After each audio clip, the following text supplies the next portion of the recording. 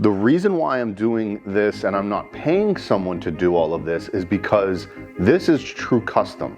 If you were to go to somebody that's a professional van builder, now there's nothing wrong with anybody that's a professional, you know, I said van builder, didn't I? Guys, I just want to start off this video, and we're going to get back to the tiny house here in a second, but I want to start this video off by saying just a few things. Also, Glacier says hello. What's up, Glacier? There she is.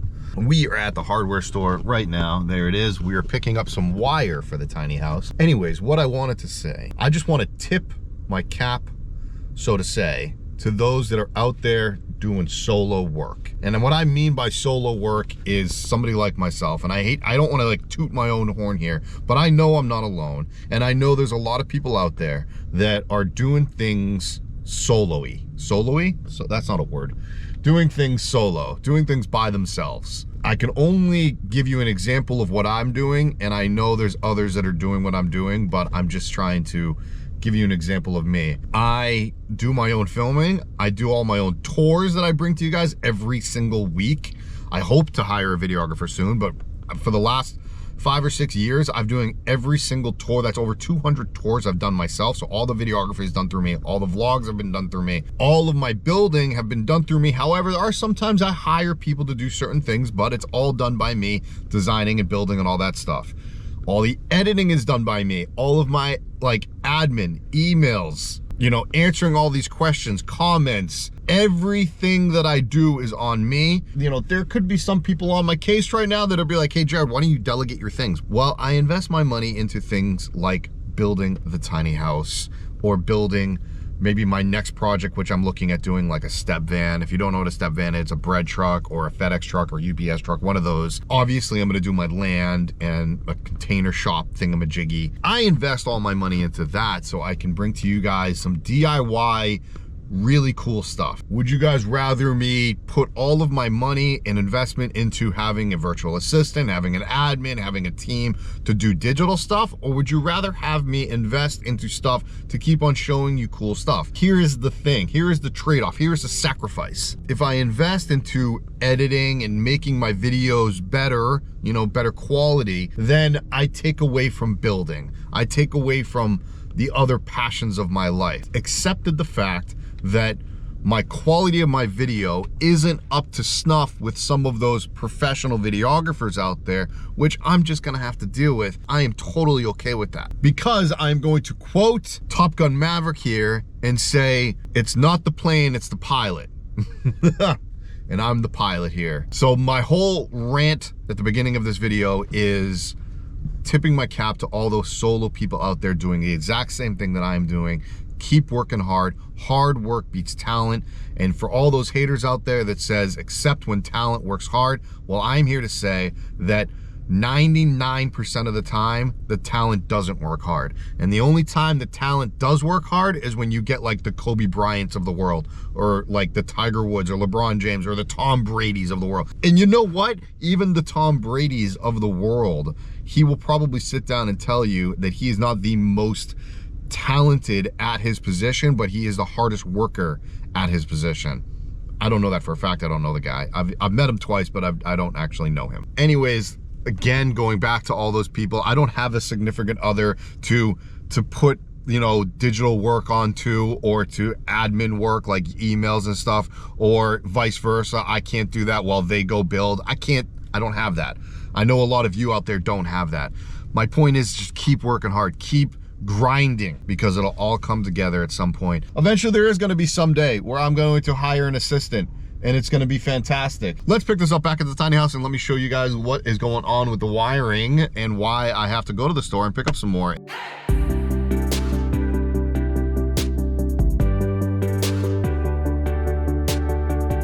Okay, and we're back in the tiny house where I am trying to get some work done, but I will get some done. I can promise you all of that. I'm also trying to vlog with the new camera. My arm might get a little tired because this camera is a heck of a lot heavier. Let me show you guys what is going on today. Looks like, again, really not much has changed in the whole tiny house, but I can promise you I am making really good headway. These are gang boxes, I guess is what you can best call them.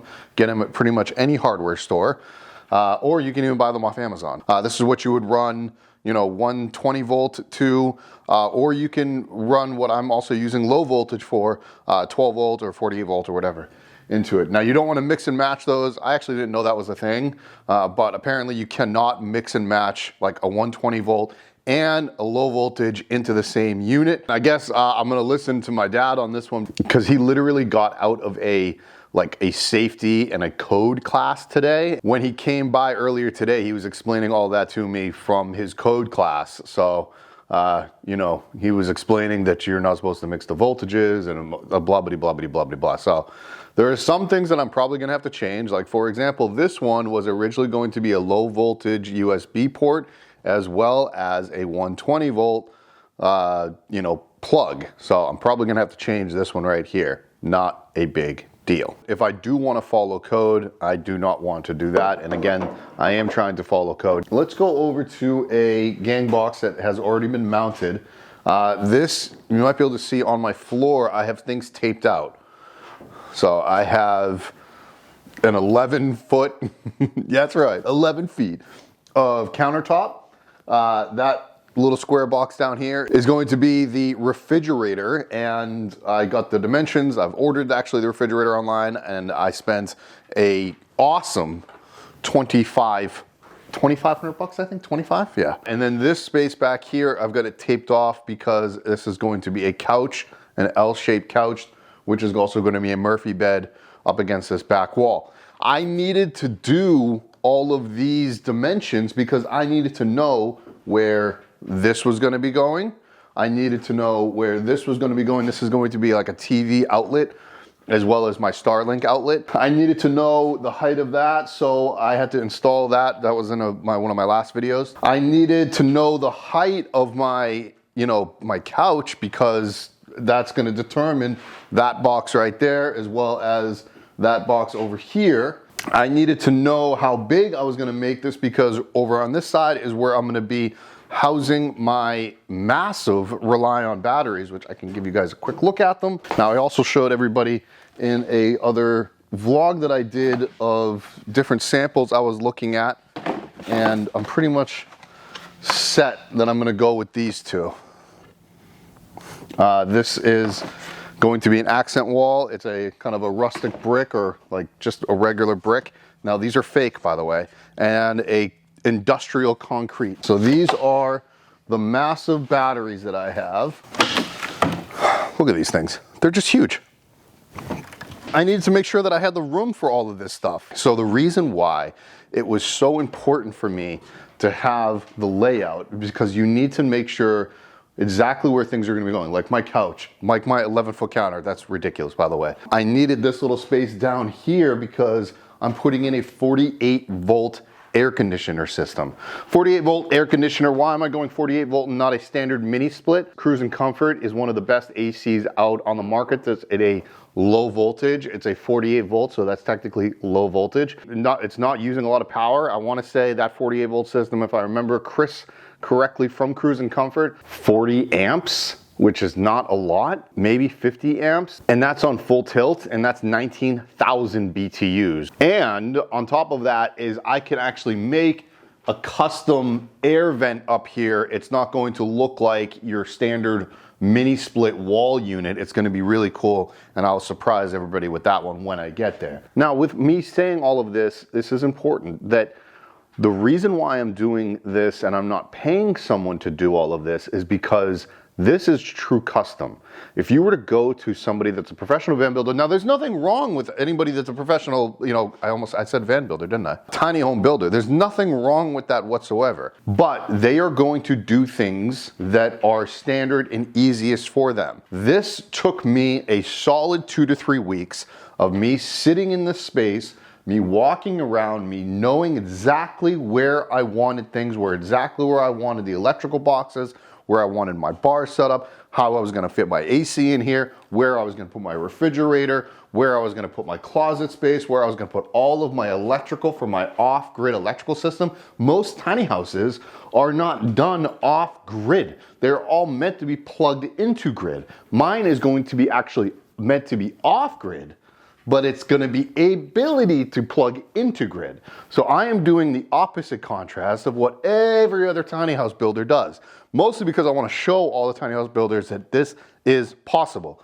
Obviously you need a bigger budget, but I wanted to make sure that I can show everybody, not only is it possible, but I'm doing it in a 24-foot tiny. Speaking of small spaces, this is my bathroom. That is a 98-gallon water tank. Who in their right mind gets a 98-gallon water tank? This guy, which is kind of stupid, but at the same time, pretty awesome. This is gonna be a washer dryer unit right here, so I needed to put a wire in for that. This is gonna actually be the vanity, the sink. Sorry about the lighting, everybody. I only have so much light in my space.